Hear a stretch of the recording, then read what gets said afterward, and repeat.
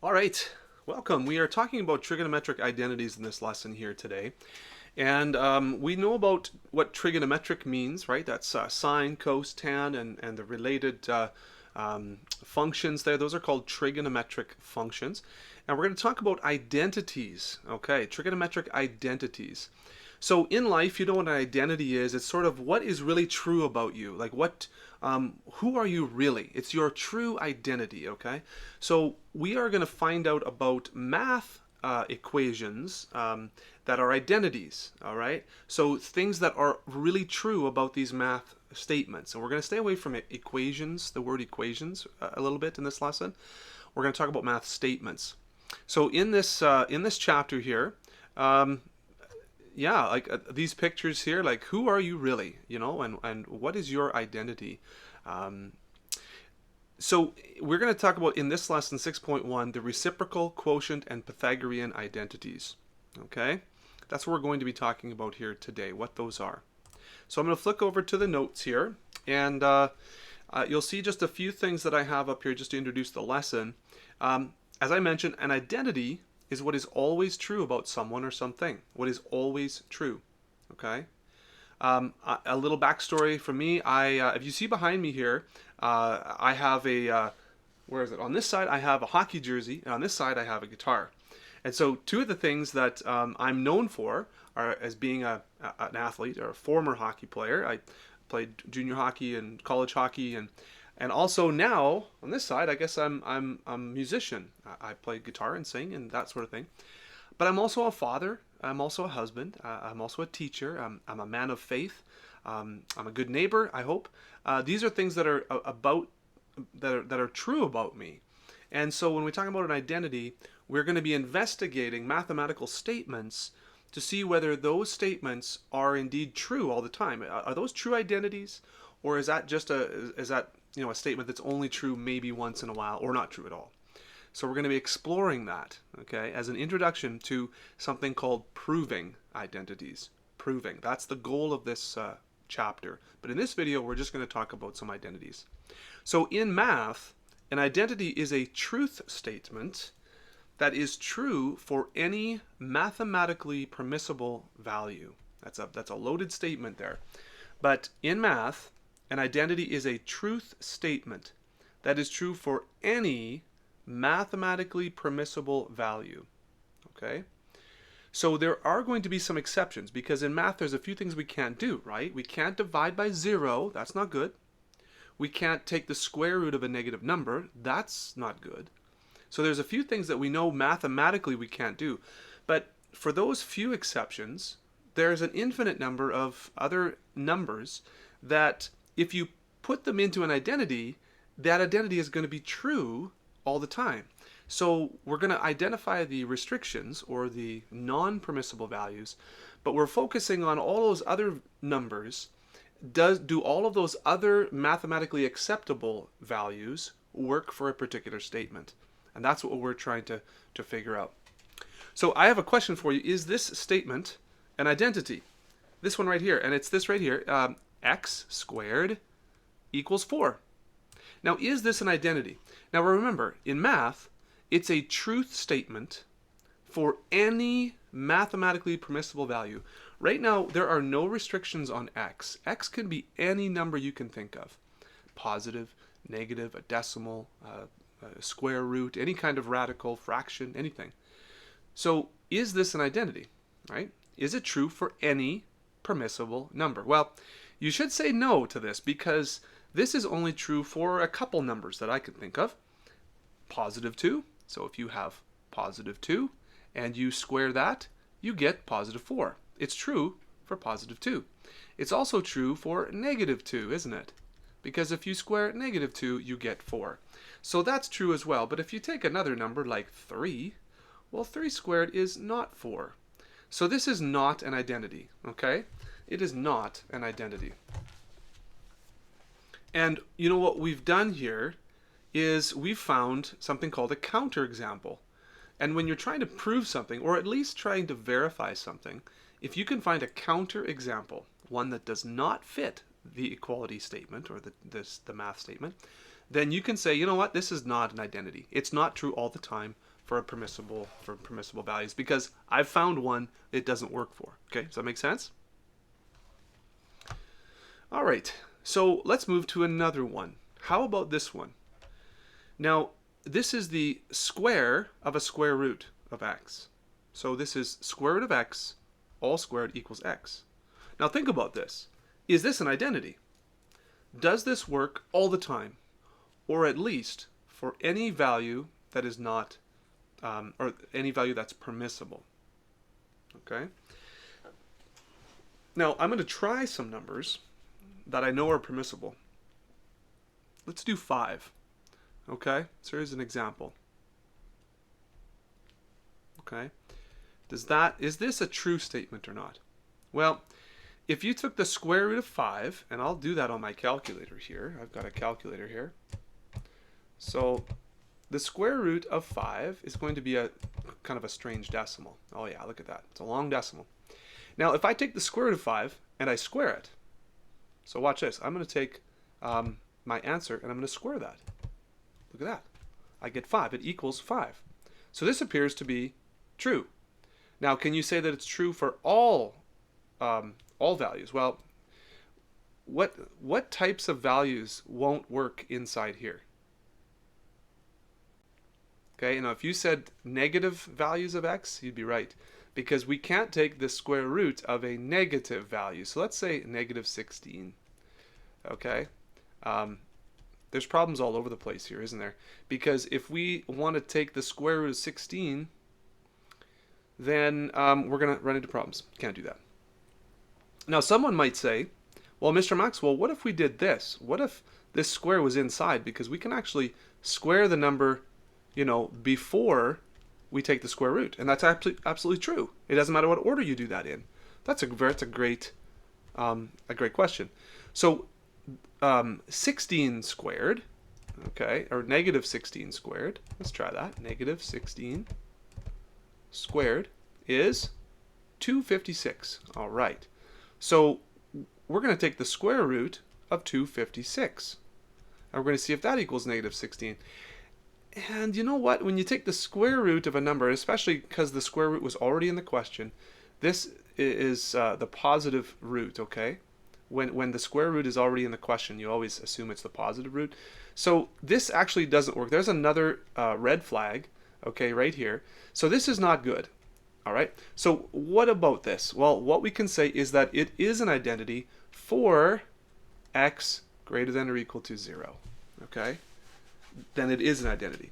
So that means that there are some values that it doesn't work for, but many others that it does. Okay? So this is some critical thinking we're going to have to think about, work through. I want to turn our attention to what we've been studying recently, and that's the unit circle. Okay? And now the unit, you might be groaning here if I mention the unit circle, or I don't know.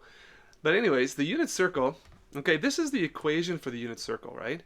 X squared plus y squared equals 1. The radius of the unit circle is 1. That's why we have 1 over here. It's 1 squared is 1.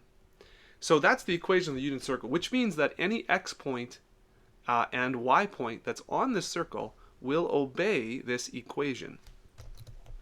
Okay, so here's where we come to our first identity. So we're going to put this equation for a circle that we know is an equation for all the points that are on the circle. And I'm going to take the values that are on the unit circle that I know to be true to be sine and cosine values. Remember this from last chapter? So let's say that I have a value of x that is a cosine on the unit circle. So I could actually replace this and say cosine of x all squared. Plus, what's the y value? Well, that's sine of x all squared. Okay, and you know what? I maybe not good use of variables there. Let me back that up. We're going to use cos theta because we have theta here, and I don't want to get mixed up with x and y here. Okay, these are different. So cos theta squared plus sine theta squared would then equal 1, and that is absolutely true because we know that these points on the unit circle are the cos and sine of the given angle, but they're on the unit circle. So if I put the two together, I have this. Now, you may not know this, but remember that when you have cos of theta all squared, we actually put the squared right here in between the cos and the theta. That means cos of theta all squared.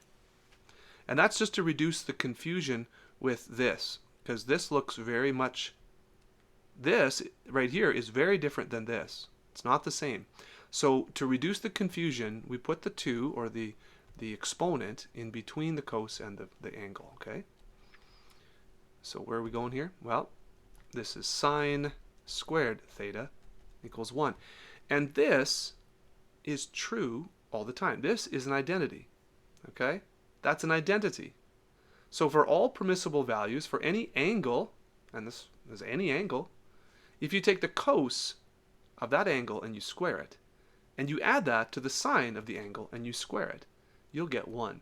Now I'm going to do a little test here. 1, 2, root 3. This is for a 60-degree angle. Okay? So what's the cos of 60? Okay? 1, 2, root 3. The cos of 60, and this is 60 on the bottom, yeah. The cos is root 3 over 2. Now, does that make sense here? Remember your memorized table here, or your memorized unit circle? We should have, what's this value here? 1/2 root 3 over 2. Okay? So sine of 60 is root 3 over 2. Cos is 1/2. So let's do 1/2, and we'll square that. And the sine of 60 should be the second value, and that should be opposite over hypotenuse root 3 over 2. There we go. Okay, we're just verifying this. So this is 1/4, and this is, well, root 3 times itself is 3, and 2 times 2 is 4. So does 1/4 plus 3/4 equal 1? It sure does. So we've verified with at least one example there that this is a true statement. Okay? And that leads us to our first major and important identity, which is the Pythagorean identity. So this sine squared plus cos squared equals 1 is uber important. You need to write that down. Memorize that. You're going to use that forever in math now. It's going to be something you can always look back to. This is a statement, a truth statement in math for all values of theta, okay? All right, Pythagorean identity. Now, we've also talked about these sets of identities as well, the reciprocal identities. Remember, reciprocals are kind of like reversing, right, the top and the bottom, the numerator and the denominator. Reciprocate, okay? Reciprocal. So 1 over sine is cosecant. So for any value of an angle, if you do 1 divided by the sine of that angle, that is the same as the cosecant of that angle. So you want to jot these down, your reciprocal identities. Make sure you memorize those as well, which we already have in a previous lesson. So what we're going to do is we're going to explore different forms of the Pythagorean identity. Now, it's important to note that an identity is an equation if it's an identity, but not all equations are identities. Okay? So I'm going to start with an identity, and I'm going to treat it like an equation because it is equal. It's an identity. It's equal for all values all the time. And I'm going to use the identity to rearrange into other forms of the same identity. Okay? So just a note, I'm going to start with this proven identity, and I'm going to use the properties of equality to determine other identities. So for example, what I'm going to do with this is I'm going to take this Pythagorean identity and I'm going to see what happens when I divide by sine squared of theta. So when I divide by sine squared of theta, you know that I have to do that to every term on both sides. So I'm dividing both sides by sine squared theta. That means every term on both sides.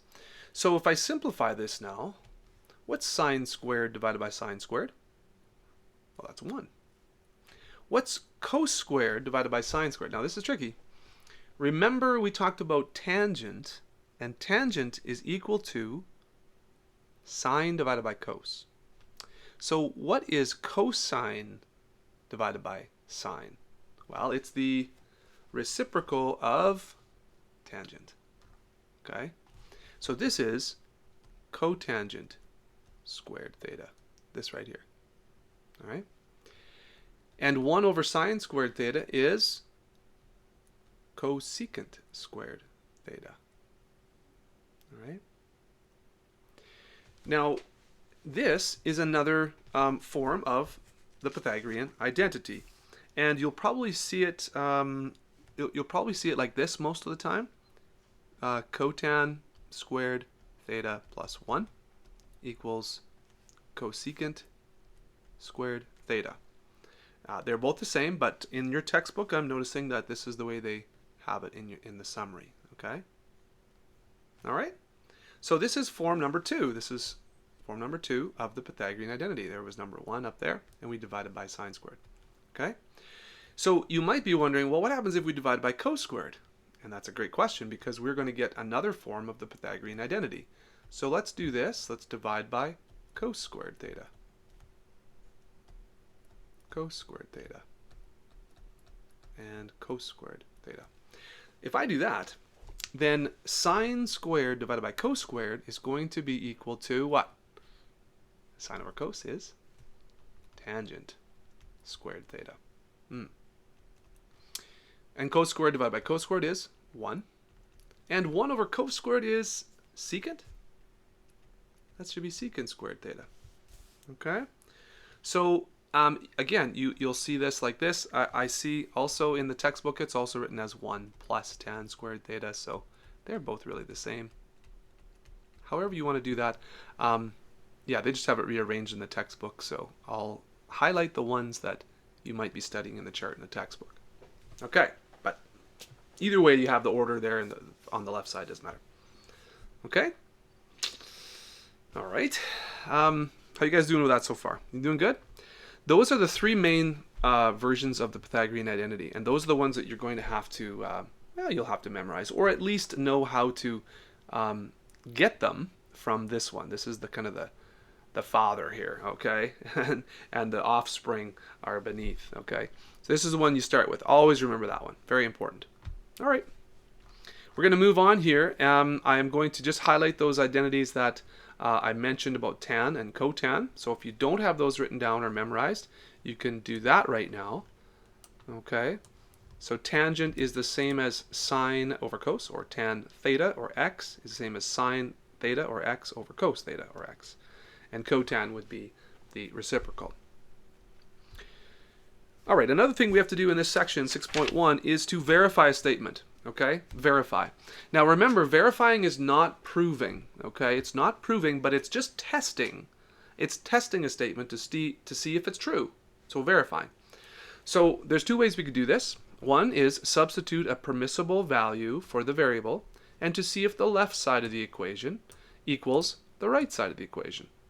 Okay, that's one way you could do that. Just simply plug in a value. And as long as it's not mathematically, impermissible, then it should be true if it's an identity, so you can verify. The other way we could do it is we could graph both functions, so the y equals the left side of the statement, and separately graph y equals the right side of the statement. And if those graphs are identical for all the values that are permissible, if the graphs on the screen, if you graph it on your calculator, those graphs need to be, they overlap 100%. If they're the same graph, then one is an identity of the other, or that statement is an identity. Okay? So we're going to do a couple quick examples here. And example 1 in your textbook says this: determine the non-permissible values in degrees for this equation. Secant theta equals tan theta over sine theta. So the non-permissible values, well, there's a couple things you want to look at here, isn't there? The couple things are this. You want to make sure that we're not dividing by 0, so sine can't equal 0. That's important. And also, let's see, there's some values where of theta where tan would be undefined. Okay? Or tan would be undefined. So those ones aren't going to work either. Okay? So also for secant theta, secant is, remember, 1 over cosine theta, right? And so we have to, think about it like this.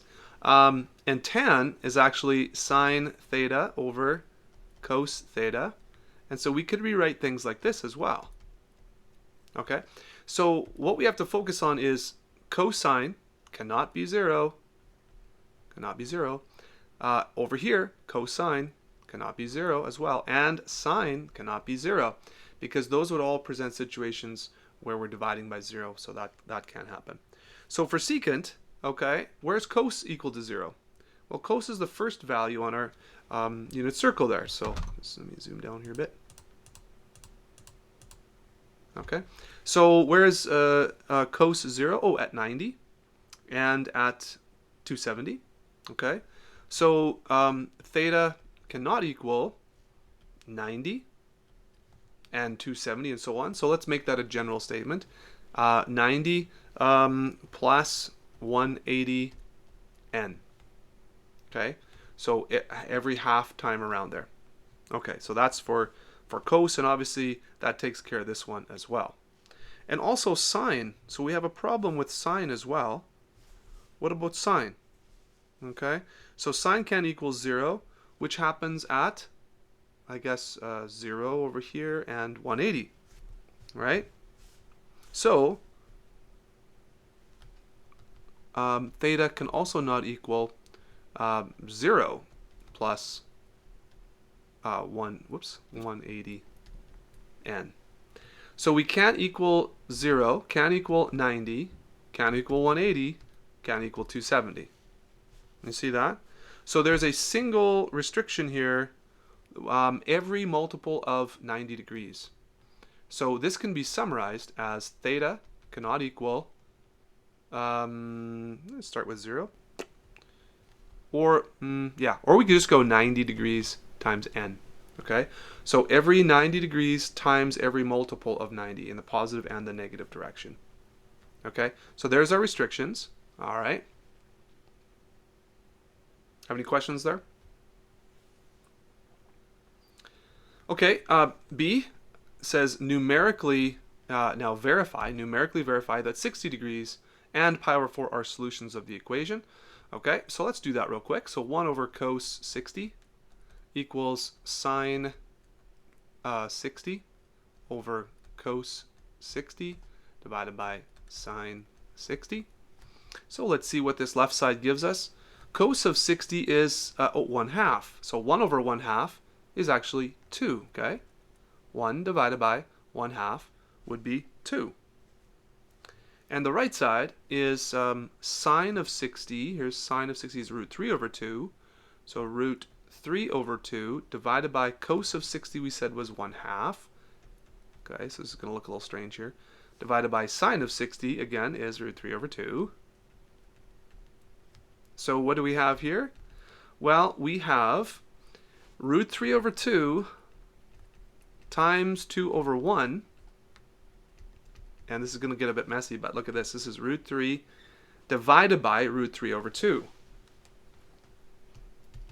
So root 3 times 2 over root 3, we see that those root 3's cancel and we have 2 equals 2, okay? So I'm showing you every little step there that looked like it got a little confusing, but remember when you divide by a fraction, you flip and multiply that fraction, okay? And I would just kind of do the top first and then again do that solution to the bottom just like I did there. Okay, so that's verified. You do the same for pi over 4, okay? And I won't do that one exactly, but you do it the same way because I need to move on here in our lesson. But so as I mentioned, verifying also could be graphing, okay? And I'm going to show you what I've done on the graphing calculator a little bit earlier. All right, so you go to y equals, and to type in secant theta, there is no secant button, right? You have to do 1 divided by cos.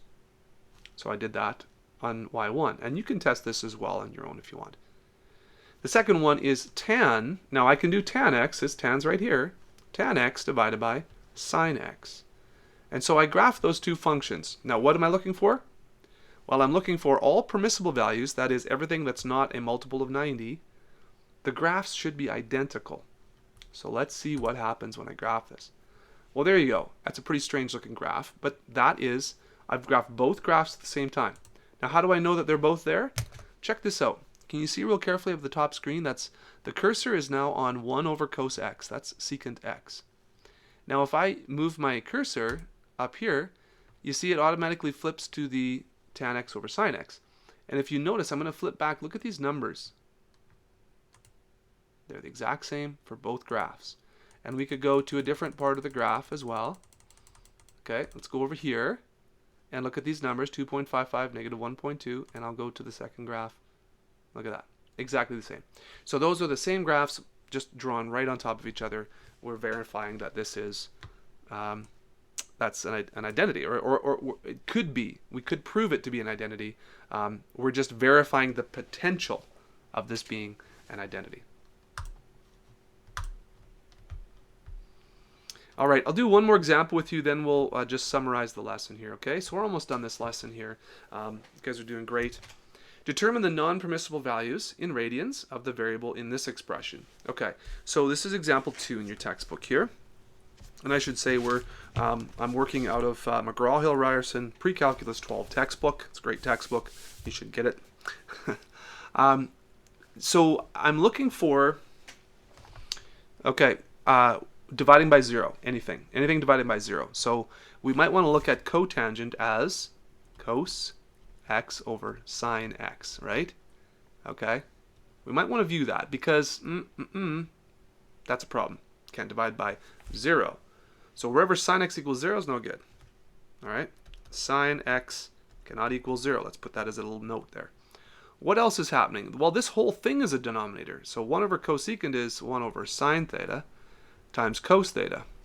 Okay, so guess what? 1 over sine theta, that can't be 0. So sine theta can't be 0. We know that already. Also, cosine theta can't be 0. So cos, what am I doing? X or theta? I'll do x. Those are supposed to be x's, right? That can equal 0 as well. Can equal 0.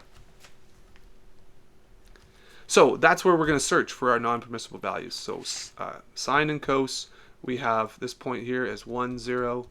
This point here is 0, 1. Negative 1, 0.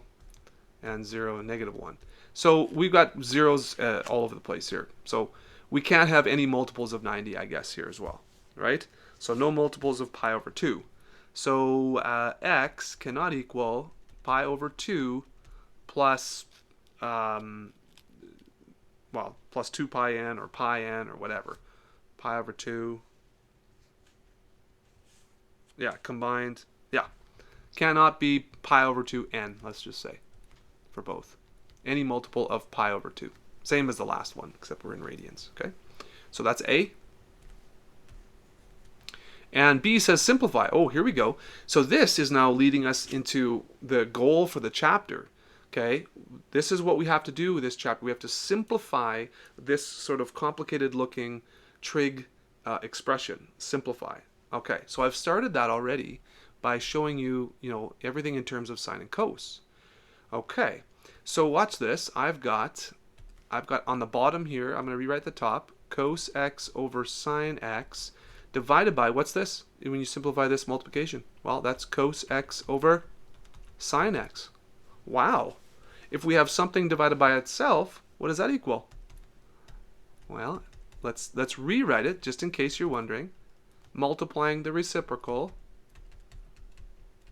and I have cos x and cos x divide out to give us 1 over 1, please don't make that 0, and sine x over sine x, that's 1 over 1 as well. So this is not 0, right? It's not 0, not everything's not gone. It's 1 over 1 times 1 over 1, so this simplifies to 1. Okay? Simplifies to 1. That's important. And that's simplifying the expression, okay? And that's going to be very important. We're going to use identities. Notice we use the reciprocal identities. We use the quotient identities here. Quotient identity, reciprocal identities. We use those to transform this expression into something that's simpler. It's going to be very important. All right, key ideas here. Let's just run over real quickly the key ideas for this lesson. A trigonometric identity is an equation involving trig functions that is true for all permissible values of the variable. An identity is true for all permissible values of the variable. That's very, very important. We can verify trig identities, so we can say, yes, in fact, these are probably trig identities because I can prove, at least for one example, that it's true by numerically substituting your variable, okay, a value for the variable, or by graphing. And if the graph of the left side equals the graph of the right side, that's a verification for at least all the variables you can see on your screen, right? It works. Okay, so verifying two sides of an equation are equal, or that they appear equal when graphed. Yeah, that's what I just said. Okay. You can use trig identities to simplify more complicated trig expressions. That was the last example we just did. And of course, these identities here are ones you're going to want to memorize for sure. You're going to be using these all throughout this chapter and throughout the other math classes that you take. All right, so that's the first lesson. Okay, in trigonometric identities, we've talked about specifically Pythagorean identities, very important, the quotient and reciprocal identities. We've talked about verification numerically and graphically, and we've done some simplification, which is our first step in proving identities. So that is your lesson for 6.1. Yeah, so I hope that helps. Check out www.mrmathwell.com for more resources, for homework question suggestions, and for more videos just like this.